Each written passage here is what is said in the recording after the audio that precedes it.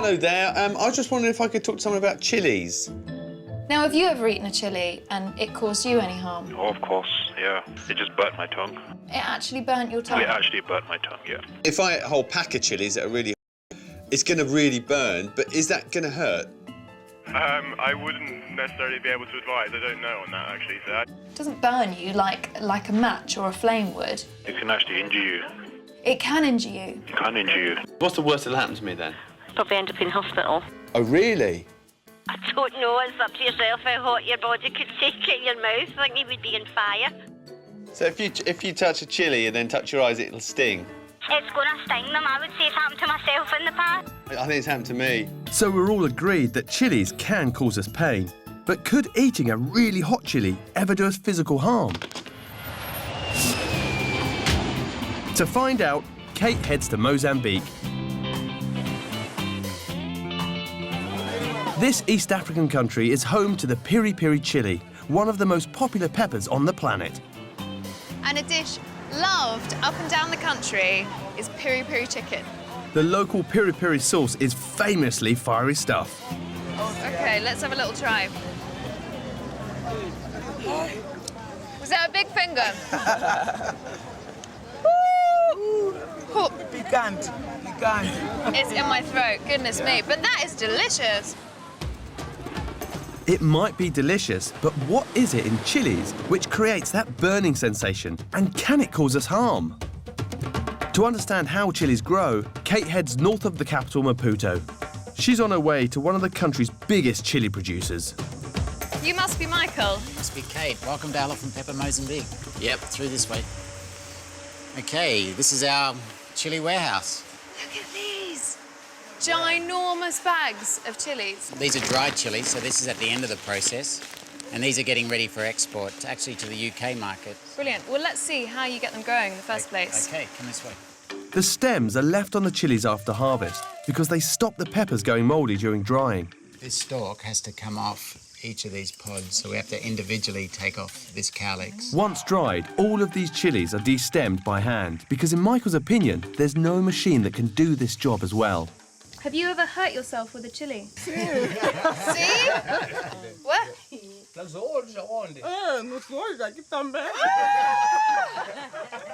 I bet you didn't do that a second time. Oh, dear.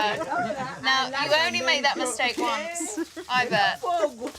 These workers are all very aware that chilies can cause feelings of pain. So what is it in chilies that's responsible for this? To get her hands on some freshly picked chilies, Kate heads into the fields. The red colour is designed to attract birds, and birds come along and eat the chilies, or the pod, which contains the seeds. Now, the capsaicin in chilies, which makes it hot, affects the digestive system. So it's all about moving the seeds quickly through the bird's digestive system. Birds don't actually have a nasal passage like us, don't have salivary glands, so they don't taste the heat like we do. They've got a beak, basically, and so it doesn't affect them in the same way. So a bird doesn't have the same reaction when it eats the chili? No, it doesn't. Doesn't feel the heat at all? Not at all. It's only basically mammals, animals similar to us, which is one of the reasons why the chili crop's such a great crop to grow near elephants. They can't eat this crop as well, and they've got a high sense of smell, and it's a major discomfort for them. It's such a major discomfort that locals burn chilies on fires to keep elephants out of the villages. Right, it does that. Once an elephant's got a trunk full of this chili smoke, they'll think twice about coming back here again. Now, do you think that chilies could actually prevent that? We better pack some in the car. Unlike elephants, we keep coming back to chilies, often wanting hotter and hotter varieties. To see if some seriously hot chili can actually do me harm, I've come to Bristol. This city is home to one of the hottest chili dishes on the planet. You must be Martin. Hey, hi, Jimmy. How you doing? You all right? Very well, yeah. Hello, James. Hi, welcome. How you doing? Oh, well, I won't shake your hands because, look, you've got gloves on. So what are you chopping up there? I'm chopping up a Scotch bonnet, which is OK as a chilli. It's about 350,000 Scoville units. So... Now, Scoville's the scale of heat. Yeah. So a jalapeno which a lot of people know is about 5,000 Scoville units. Right. And this is about 350,000. You can smell it. Yeah, don't breathe too deeply because you'll start choking and coughing. A lot of people think that the heat in chilli is in the seeds, but it's not. It's in the ribs of the chili pepper that are around the seed and the sort of white bits of flesh. So if I cut this one in half, you're saying the really hot bits then are these bits here? Yeah. Not just the seeds? Not just the seed. It's the coating on the outside of the seeds and the white pith that goes around with it. The atomic burger doesn't just rely on the chili's membranes, though. These guys add something special to really crank up the heat. We've got an extract which we're going to put in to level the playing field. Now, that's 5 million Scoville units. God, it looks like ox's blood. Yeah, now, military-grade pepper spray is made using this. Oh, my God. This chili burger's so hot, I need to sign a legal disclaimer. Surely this is going to cause me some kind of injury. Right. I need you to sign this Atomic Burger Liability Release Form. Are you going to sue us if this all goes horribly wrong? No. Superb. Find out how I fare later on. Ah! But first, what do they add to our food to make it red? Hi. I was wondering if you could help me. I've got some of your little mini chorizo. What is that red colour in the chorizo? I'm not sure. I know in Japan they feed cows beer. I wonder if the Spanish are feeding their pigs red wine or something. Maybe, no. I think it's probably the paprika. But paprikas are kind of orange, isn't it? Yeah, with the meat, then it would become like a bright red colour. I think it's because the meat in Spain's darker. And next to colour, it says E120, so Yeah, I it's thought a the E120 colour might be... additive. It's a colour additive. Could the E120 be blood? I have no idea. Can you not Google it? Right, OK, so I should just Google that. Thank you. All right, then. Bye, Thank bye. you. Bye. To find out what the red colour in some Spanish sausage really is, I'm off to Yorkshire. Our traditional Spanish chorizo is made here in sunny Bradford by the Bath Pig Company. How you doing? I'm Jim. I'm Ian, this is Mia. How you doing? I'm Hi, Jim. Jimmy. Nice to meet you. Nice. Clobber on first, is it? Yep. So this is the meat you're using? We use shoulder pork, it's got great flavour, it's got the right amount of fat in it, which is key to the succulence of the product. But when I make sausages, the meat that goes in is this colour, Yeah. but the sausage that comes out at your end is bright red. Absolutely. The meat doesn't go in like that. So meat, Tim, what's next? The seasoning mix. This is your little bag of This is magic. our secret ingredient. Right. This is what goes into chorizo to give us this lovely rich colour. In here, majority of the product in there is smoked paprika. There's other ingredients there just to give it, to stabilise it so it's more consistent. And one of those ingredients is a product called Carmine. The chorizo, traditional product. All of a sudden, there's Carmine in it. Yeah. Why are you putting Carmine in there? Why not just all paprika? Well, we want that consistency and that rich red colour. You've got to put something in to stabilise. We have to do a few little tweaks just to maintain that belief of great traditional Spanish food. And we have to find something that's as natural as possible to go in there. It's not going to, because it is a very clean declaration product. Carmine is a product that's derived from a cochineal, which is a little beetle, and it's a natural food colouring. It's harvested in Spain. Lanzarote is particularly known for it. See, I studied entomology, right? Love the beetles, not necessarily the sausage. Yes, well, it's the future. This futuristic food dye has a surprising origin, though. Later on, I travelled to Lanzarote on the hunt for the bug that can turn a sausage red. You can see when you squeeze them. Look at my fingers.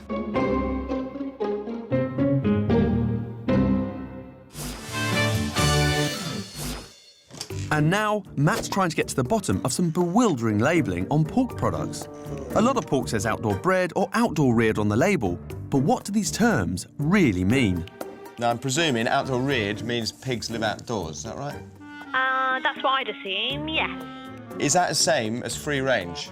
No. Do you know what the difference would be? They still can be enclosed, but they have more room. Although it's free-range, it could be indoors, but outdoor-reared means that the pigs will probably spend their whole lives outdoors. Yeah, yeah. To try and find out what outdoor-bred and outdoor-reared actually mean, Matt's travelled to Yorkshire. Hello, you Anna? Yeah, I am. Anna the pig lady. Hello. Local pig farmer Anna Longthorpe produces 2 types of pork on her farm, free range and outdoor bred.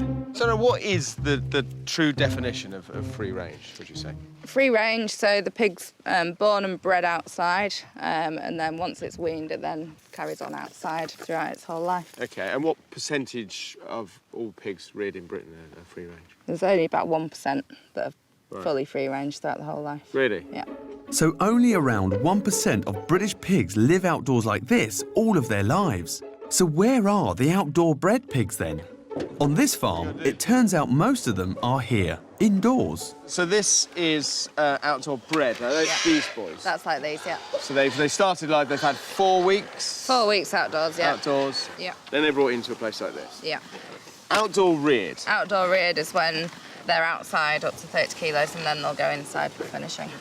12 weeks old, something like that. And how many weeks would they then spend inside? And then they'd probably spend another 12, 16 weeks inside. Outdoor reared pigs can spend half their lives inside barns like this being fattened for slaughter. However, outdoor bred pigs can spend around 80% of their lives living indoors. So how do you feed these pigs? So we've got a bin just over there, and it feeds around into these troughs. It's more automated here, so it's cheaper to... inside it's cheaper to do, whereas outside it's more sort of labour-intensive, bucket feeding and the like. Yeah. A recent pork industry advisory has recommended that packets should clearly label how long outdoor reared and outdoor bred pigs have lived outside and how they have been raised when they have been moved into barns. But this isn't yet compulsory and it's often not obvious. So would you say that outdoor reared and outdoor bred are misleading terms? I think they are. I mean, a lot of my friends, well, a lot of people I've spoken to, they just assume that from that word outdoor, that it's, you know, fully free range. So if you really want to know how your pork was raised, read the packet closely. And if it's still not clear, trot off down to your supermarket and ask them. Back now to the red food colouring Carmine. Carmine is a natural food colour, and it's an E number, E120. It's used to colour chorizos and many other food products, and it's made from squashed up bugs. In search for some of these insects, I'm travelling to Lanzarote in the Canary Islands.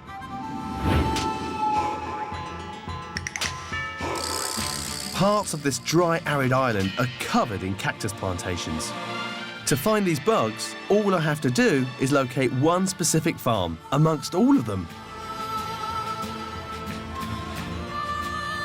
Right, lovely job, thank you. Hola, I'm Jim. Now, I'm here to find out about Carmine. Se dice que eso lo hacen en la fábrica, pero no sé dónde lo hacen. Aquí nosotros cogemos la cochinilla nada más. Pues esto es un bicho que se forma después del grano de cochinilla. It's from these little insects. Can you take me to a patch where there's lots of them? So this cactus field is really a giant bug farm. Big, fat, juicy one there. That's a female. And what she's doing is she's just plugged into this cactus, sucking up all the juices, and she's producing this liquid, this red carmine. Coccinea was the actual insect, but the carmine, this red stuff on my finger, is a defence against predators. That's what we're talking about. That's what all the fuss is about. I know a bit about insects, and I run a farm, but I've never farmed insects. How do you farm insects? Se muda todos los días, hay que mudarlo. En el verano, que es cuando eso se planta en abril, mayo, junio, esos tiempos, es cuando se planta, se va cogiendo y plantando. Se coge de la cochinilla esta, se echa en taleguitos y se va plantando en la tunera nueva. La cochinilla de esto lo forma en la tunera, se forma después, se pasa cuando la seca uno y aquello para hacer el carmín, que lo hacen después. Uno no hace sino secarla. Tell me, how much of this precious red juice can you get from a handful of these little insects? Ah, de eso un poco se puede sacar, de eso que está ahí, se puede sacar 50 gramos de cochinilla seca. So it takes a long time to get your money back. Making just 1 kilo of the red food colouring carmine needs around 200,000 insects. So should we be concerned that bugs are being used as a food colouring? To find out, Kate's meeting food scientist Audrey Dean in London. Audrey. There are other red food dyes available, but Carmine's widely used in chorizos, jellies, sweets, milkshakes and cakes. Often Carmine is listed as an E number, E120. Is it a cheap ingredient? Is it cheaper than other food dyes? Not necessarily, but one of the big things about it, because it's from bugs, that means that it's natural. You still claim it's natural? Yeah, because it's from a natural source. It's also used in the cosmetics industry as well. So this is likely to be bugs? I've got bugs on my lips? Highly likely. Really? Do you mind that there are bugs in their food? The issue is whether they know or not. But that information should be available for you to ask. The colour perception of food is a massive part of whether we find it appetising or not. You can make a dye from cochineal bug relatively simply by just adding water. But this completely natural version doesn't taste great. Already turning pink. Wow! It's a little bit of milk, and we've got ourselves a milkshake. It kind of looks like it ought to taste nice.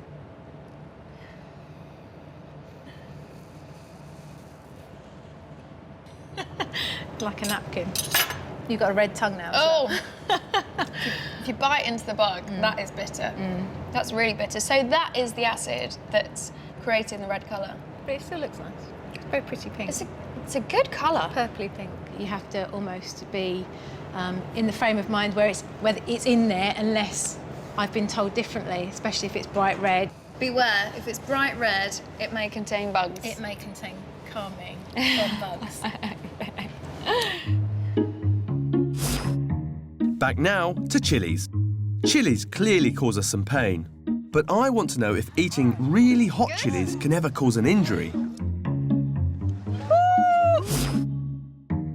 To find out, I'm about to tackle one of the world's hottest chili burgers. The things we do for science, eh?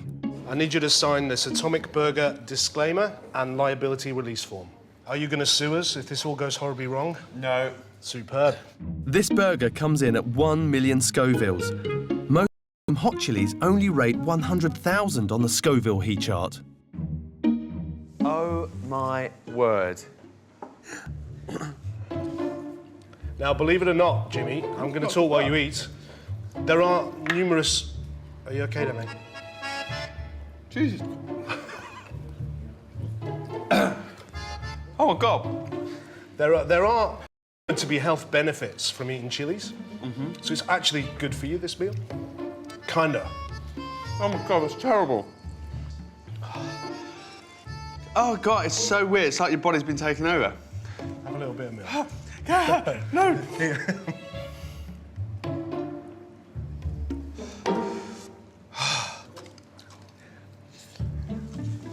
Keep it up. It's OK, keep going. You're absolutely fine. Just work through it. Yeah, it's... how long have I done? About an hour? You're on about 4 minutes. Oh, my tongue. I'm shaking.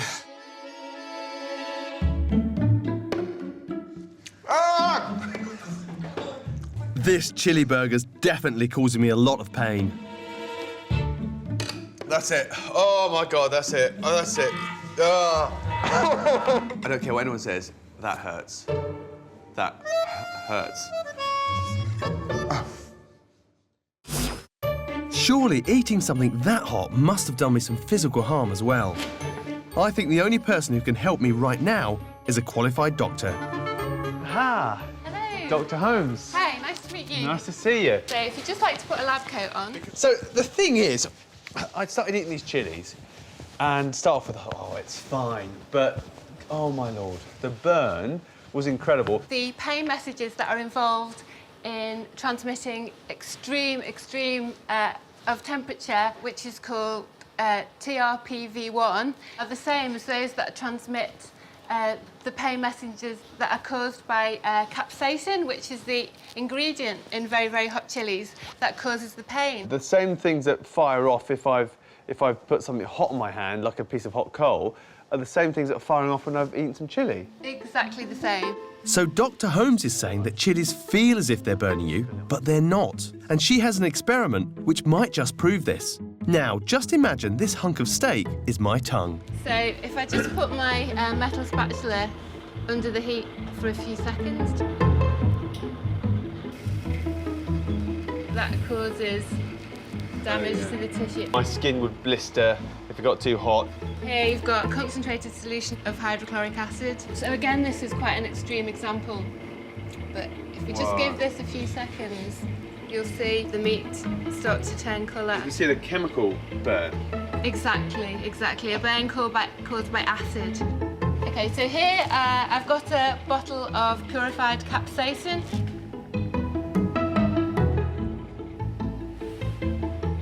So looking at that there, it shows you there is no physical damage to the steak produced by the extract of the chilli. That's right, yes. So I think you're safe, but what you might find is that you're going to burn at the other end. Oh, really? Because you have a lot of TRPV1 receptors in your mouth, but also in your bottom. So in your mouth and in your bum, the same sort of thing's going on? Yes. So that's why, not to be So crude... when you have a curry and 10 pints, it hurts on the way out. Okay. Thank you ever so much. Well, take it easy with the chilies. I will do. I'll see you Bye. later. Thank you. And I love the fact that all that pain that I felt through eating that really hot burger is all up here. But one thing is definitely for sure, is that I need the loo. Playing havoc with my stomach. Back in Mozambique, and after a diet of local chilies, Kate's feeling the heat as well. It's about 5 in the morning. I've been engaged in activities for about the last hour or so. Ouch.